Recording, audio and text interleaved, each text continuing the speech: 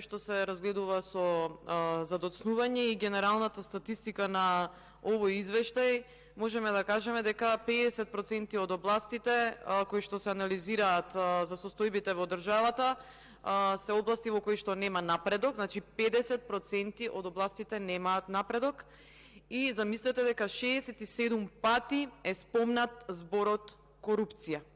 Од вкупно 31 област, 5 се со 0 оценка, тоа значи дека нема напредок, 10 се со 1 недоволен напредок. Генералната статистика е тоа.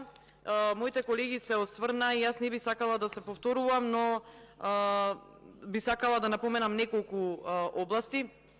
Значи, во државата имаме, посебно во собранието, така започнува извештајот, дека имаме нарушена работа со политичка поларизација, што го одложи усвојувањето на многу закони. За тоа ни забележува Европската комисија, во која што порачува дека е потребно да се имплементираат препораките од диалогот Жан Моне, кој што во моментот не се случува и многу пати е посочувана опозицијата дека го кочи процесот на носење закони, конкретно за, знаете како, и Жан Моне диалогот и носењето закони и консензусот во државата е двонасочна улица.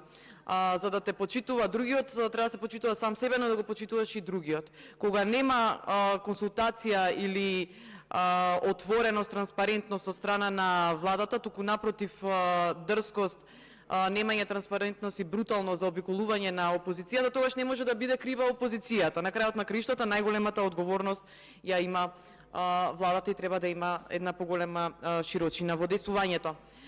Почесто треба да се поставуваат пратенички прашања, да го избегнеме оној период кој што го имавме од 9 месеци да не се поставуваат пратенички прашања. Почесто да има јавни расправи, за жал досегашните искуства со јавните расправи покажаа дека се одржуваат проформа, односно се донесуваат заклучоци, но потоа не се имплементираат некои во законите, а и тие што ќе се имплементираат потоа не се применуваат. Прашањето е како да се имплементираат забелешките, препораките на Жан Моне диалогот, кога бевме сведоци дека во изминатиот период на сила се гласаат дневни редови на комисии на работни тела, не се даваа процедурални забелешки на членови заменици на комисиите и така натаму. За препораките на ОПСЕ и ОДХР веќе беше спомнато дека не се доволно применети, односно ограничен напредок имаат и во однос на законските измени за изборниот процес. Значи, се уште важи ставот и статистиката дека 50% од законите се носат по скратена постапка, иако сите укажуваат дека не треба да се реализира така процесот. Надзорот на извршната власт за пратеничките прашања веќе спомнав, дека треба што почесто да се случуваат. За препораките за сеопфатна реформа во разузнавачките служби стои таа констатација дека повеќе треба да вложиме во тој дел. За судството и за реформите во јавната администрација исто така стојат препораките. Потоа за Државната комисија за спречување и корупција се забележува во овој извештај дека работела проактивно, иако минатава недела го разгледувавме извештајот за ДКСК, за да се спречи непотизам и политичко влијание во вработувањата во јавниот сектор. Тргна амбициозно и проактивно председателката на Комисијата за спречување и корупција, но потоа се соочи со многу големите авторитети од власта кои што не дозволуваат да се водат постапки, посебно кон високи функционери од оваа власт. Имаме недостаток во борбата против тортура и постапување со притворените и осудените. За ова е потврди извештајот на Стейт Департментот за состојбите во затворите. Понатаму генерално остануваат